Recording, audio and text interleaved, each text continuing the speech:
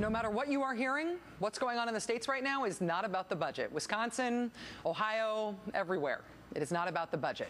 Here's an example of how you know that. The bill that passed today in Michigan would let the governor there declare a fiscal emergency in any town. It would let the governor install an emergency manager who could dissolve unions, dissolve contracts, dissolve the whole town and its government and all its elected officials.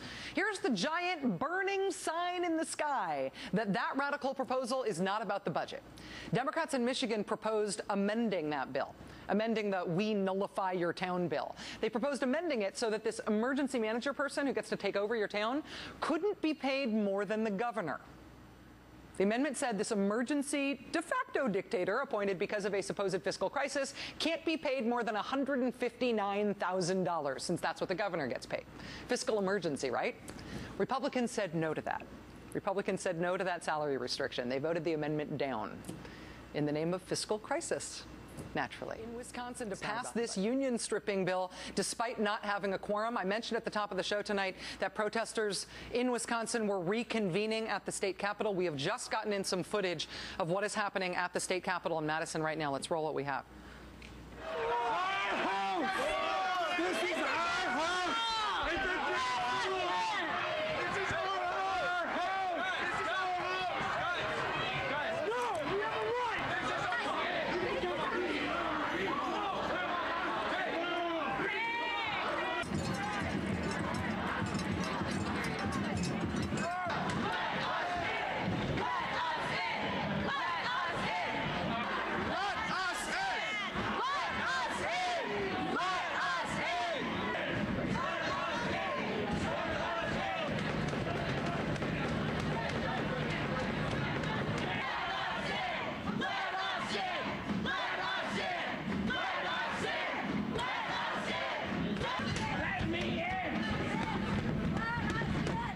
We just got that footage in tonight from the state capitol in Madison, Wisconsin. Joining us now in studio is award-winning filmmaker Michael Moore, fresh off his own very well-received barn-burning speech in Madison this weekend. Michael, thank you for being here. Thanks for having me. And I just want to say anybody who lives within driving distance of Madison, Wisconsin right now should make their way to the Capitol. I would love to see thousands of people there right now. They're in that Capitol building, in that rotunda, out on the lawn, whatever it takes. I mean, really, this is war. This is a class war that's been leveled against the working people of this country. And at some point, people are going to just have to stand up and say, nonviolently, this is enough. We're not taking it anymore. And I think these actions that happened today in Wisconsin and in Michigan, where the governor and the Senate today in Michigan, the House has already passed a version of this bill. They're going to get together now, hopefully. That's their plan, and the governor will sign it. And they are stripping the democratic rights of the people of the state of Michigan. I mean, they literally, at this point, the governor can dissolve a town, the elected officials of the town. A month ago, if you or I on this show had said, you know what, we think that, Rachel and I think that the government should have the ability to remove the elected mayor and city council of any town it feels like and put in one guy in charge of the town. What do you think would have been written or said about us? The fact that they think they can get away with this, I mean, you said it all in the last segment there. That what happened 3 years ago in 2008. What happened is they realized that they could get away with murder.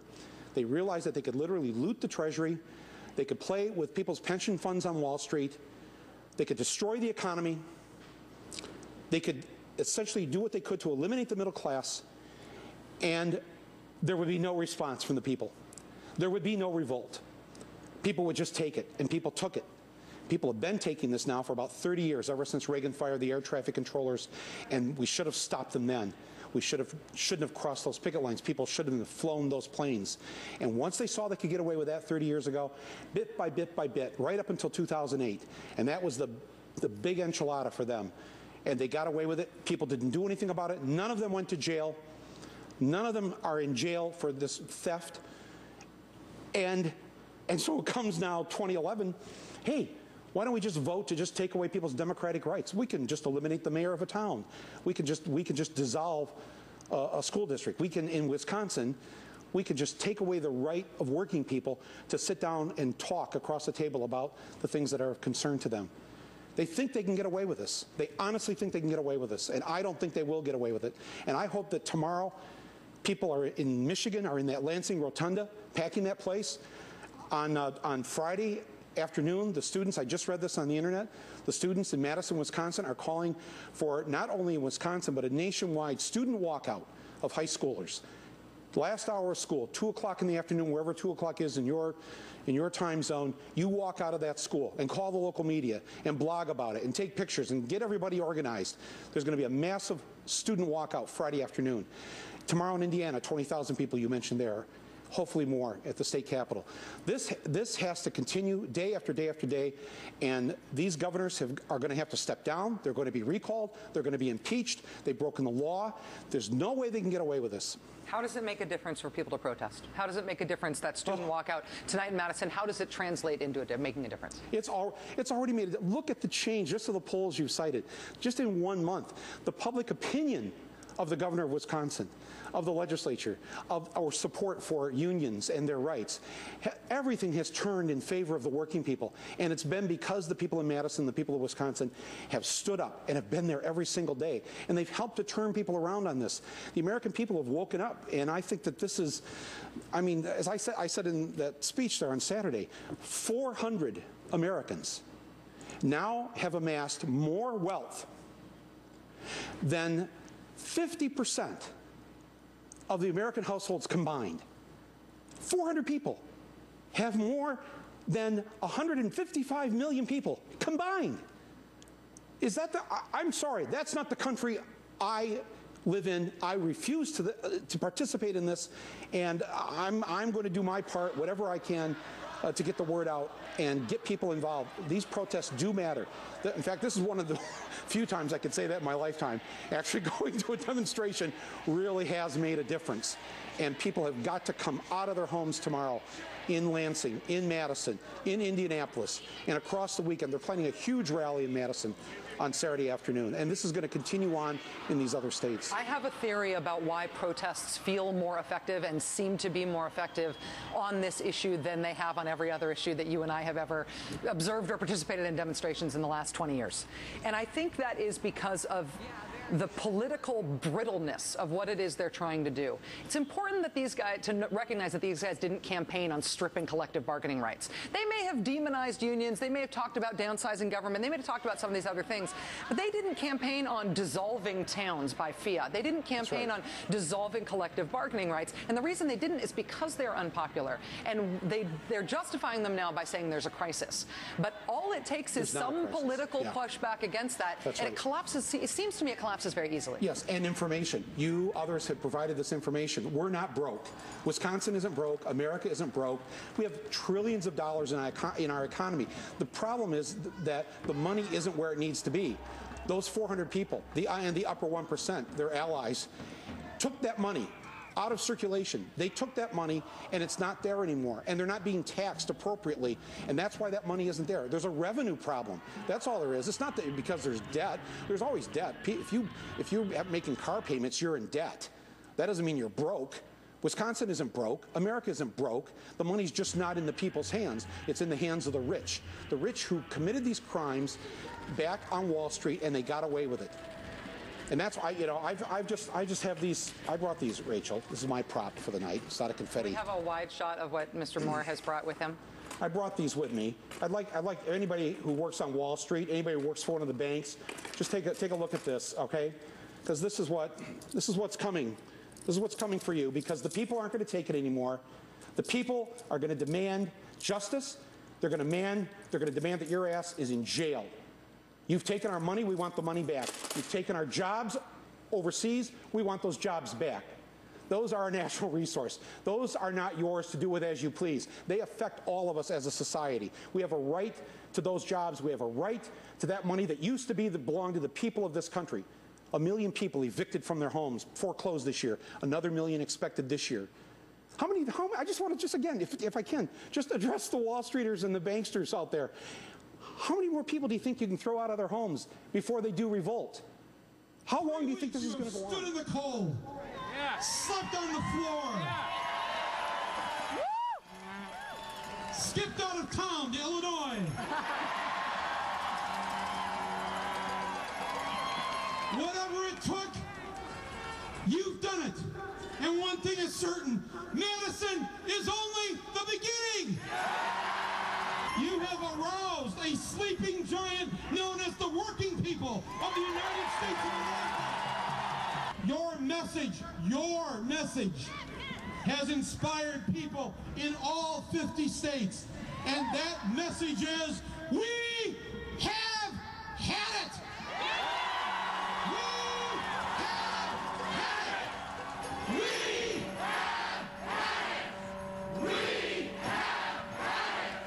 Michael Moore speaking to on the order of 50,000 people in Madison this weekend. Joining us again now in studio is award-winning filmmaker Michael Moore. When you were saying we have had it, were you talking about Wisconsin or are you talking about the country? Oh, the country. I think that this Madison movement has turned into a mad nation. I mean, I think that this is, there's demonstrations, like you said, in Boise. I mean, there's places all over the country where this is going on. And I'm very heartened by this. The people I saw there at this demonstration were not the typical people you see at demonstrations. A lot of people mentioned to me this was the first time they'd ever been to a rally. They've really overplayed their hand here, and you know the irony of all of this, these things that happened today on this day, on March 9th, 78 years ago today, Franklin Roosevelt began the New Deal. This was the first day of Congress in 1933. And they began the first debating the first bill that became, so this is known as the birthday today of the New Deal. The fact that this is going on at this time, and I noticed too when you showed your map, the states, it's mostly all northern states. Because they've already, the Republican Party especially has controlled pretty much the South for the better part of the last few decades. And now they're trying to take that philosophy and claim these northern states. And they will win. They will win if people don't stand up. The good news is that they are really just tools, the Republicans, for this upper 1% that has all the loot. The good news is that there's a lot more of us than there are of them. Yes. So thank God for this great country and this democracy and our Constitution that still says it's one person, one vote. And there will be always more of us than them, but if we don't act, they will take it away. They will absolutely take it away. And, right now I'm betting on the people. Everything I've seen and what I think we're going to see over the next few days. I mean, right now, I just heard during the commercial break, they're in the streets in Madison, Wisconsin, right now. Yeah. They're in the streets. They will be in the streets of Lansing tomorrow. They will be in the streets of Indianapolis. The students will be in the streets on Friday afternoon across the country. This thing is, you couldn't organize something like this. This is the rally I went to, and I just kind of showed up. I wrote that speech actually in the middle of the night on Friday night, and I just thought, I don't have anything to do today. I'm just going to get on a plane, and I just flew to Madison unannounced. Let's see if they'll have me. Yeah, I just thought, and if they won't, I'll just hold a sign, but I'm just going to see if they'll let me read the speech. And this rally, they hadn't planned a big rally that day. A guy on Facebook, 36 hours earlier, had put it out there, hey, let's get together anyways, because we're not having a big rally until the following Saturday. Let's just do this. And almost 50,000 people showed up out of nowhere, not knowing even that I was going to be there. And it has this whole sort of, can I say, Egyptian feel to it. It's just so grassroots. It's so and it's scaring a lot of people in power, and it should. Michael Moore, award-winning filmmaker, and a man who's been very generous with his time with this show. Thank you for being here. Oh no, thank you. Keep putting that information out there. It's so vital. You hear things on this show that you just don't hear elsewhere, and thank God for Ed Schultz too. Let's just say that. God bless Ed. For being out there right at the beginning on this. I should mention Ed Schultz, of course, was among the first people in the news media to identify the story in Wisconsin as a huge deal. He has covered the story like nobody else. He is must-watch television tonight. I think he's got a number of the Democratic state senators on tonight. He's going to make some news tonight in terms of their response. But does he have props like you and I had? But does he have Michael Moore's handcuffs? Or your confetti blower there? My broken confetti gun? I know. I'm going to work on this in the break. There you go. I got to fix this before I go to the NRA convention. Ed doesn't need any of this. Ed's just coming after him all by his lonesome.